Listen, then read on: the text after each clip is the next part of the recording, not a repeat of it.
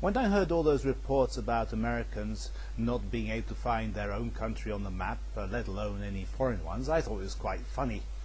But then I thought, where the heck are all those countries? So I grabbed my atlas and looked them all up, just in case some nasty sarcastic poster comes asking difficult questions of me. Since I've taken all the trouble, I thought I'd give you the benefit of my researches, and I've made a little world tour for you. Aren't you glad? So, are you ready? Yes? Then we'll begin. Now, here's the world. I'm sorry it's just a beach ball, but I couldn't be buggered buying a globe just for this video. So all you have to do is imagine that this bit on the top right, that's North Pole, and at the bottom it's the South Pole, and I've marked all on the places on it, so I'm sure we'll be alright. We'll manage somehow. Right, well, let's begin then. I thought we'd better start off here with the Falkland Islands here, near the South Pole and the tip of South America. What do you mean you never heard of them? Wars have been fought over these little islands, you know. They're very important to the British and to the Argentinians, of course.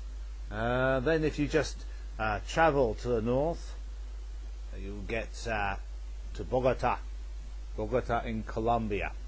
This is where most of the cocaine comes from. By the way, have you ever tried eating pickled tomato?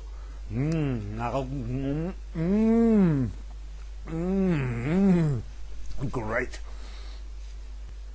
Yes, well, continuing north along the cocaine trail, we of course soon end up in New York, celebrated scene of all those famous films and TV series.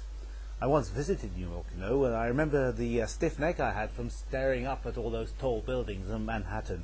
Quite amazing. Well, abandoning New York and zipping over the Atlantic Ocean eastwards and slightly north, we soon arrive at, guess where? London. This is where the Queen lives, you know. Did you know that Paper Lilies has been elected the next Queen of England? Long live Queen Bryony, I say, but for the moment just keep it quiet, because the present Queen hasn't been told yet, and she's quite sensitive about these matters. So, leaving London and passing over Europe in silence, as all good Englishmen do, we fly over Turkey and come to those trouble spots which feature so much in the news nowadays, starting with Baghdad in Iraq. Plenty of oil, but plenty of trouble too, unfortunately. And then if you just pop across the border, suddenly you're in Tehran in Iran, you know, the country with the cuddly president and his totally civil nuclear power program. A little further east and we come to Kabul in Afghanistan. This is the source of most of the world's heroin. A very profitable business, I hear. Moving further, we go over the wildernesses and mountains and deserts of eastern China, until finally we come to Beijing. This is where most of the world's manufactured goods seem to be made nowadays.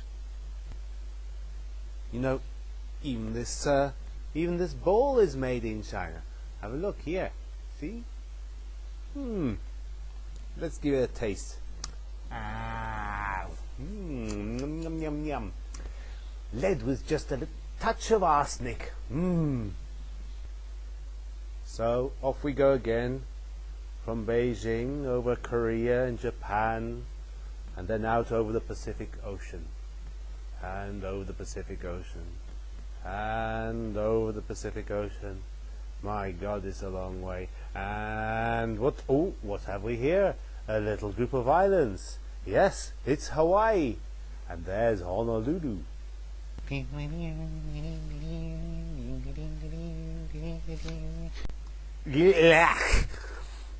leaving Hawaii as quickly as possible. We go out over the ocean again, and more ocean, and more ocean, and more ocean, a bit more ocean, and finally we pass over the southern tip of America, and we're back at the Falklands.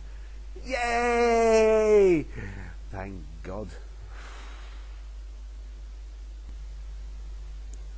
Well, that concludes the trip. I hope you enjoyed it.